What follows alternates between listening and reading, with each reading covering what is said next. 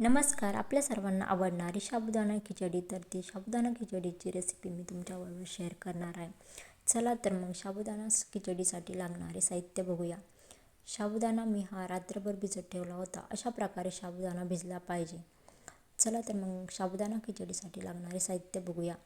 2 उकडलेले बटाटे, शेंगदाण्याचा बारीक केलेला कूट, कोथिंबीर आणि 5 ते 6 हिरवी मिरची घेतलेली आहे. चला इथं मग आता कढई गरम झाल्यानंतर त्यामध्ये मी 2 ते 3 चम्मच तेल टाकून घेतलं आहे.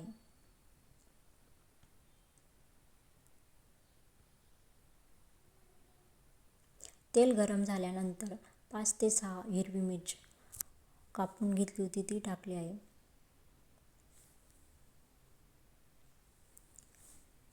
हिरवी मिरच 1 मिनिटासाठी चांगली परतून घेतली आणि त्यानंतर मग जो उकडलेला बटाटा आहे तो पण टाकून घेतला आहे. बटाटा आळणी लागू नये यासाठी मी थोडंसं मीठ ॲड केलेलं आहे, जेणेकरून बटाटा आळणी लागणार नाही.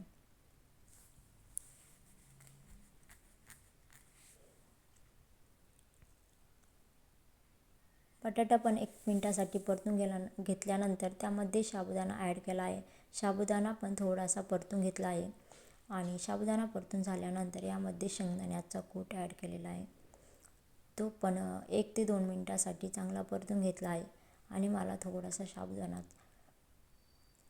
शेंगदाण्याचा कूट कमी वाटला, त्यामुळे मी थोडा परत ॲड केला आहे. आणि इथे थोडंसं परतून झाल्यानंतर त्यामध्ये कोथिंबीर ॲड केली आहे.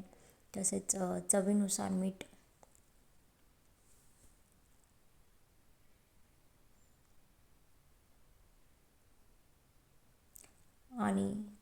मीठ टाकल्यानंतर इथे 5 ते 6 मिनिट चांगली आपल्याला खिचडी परतून घ्यायची आहे आणि अधूनमधून हलवत राहायचं आहे, जेणेकरून लागणार नाही.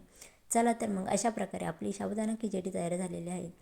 तुम्हाला ही रेसिपी आवडली असेल तर व्हिडिओला लाईक करा आणि चॅनलला सबस्क्राईब करा. चला तर भेटूया आपण एका नवीन रेसिपीसहित.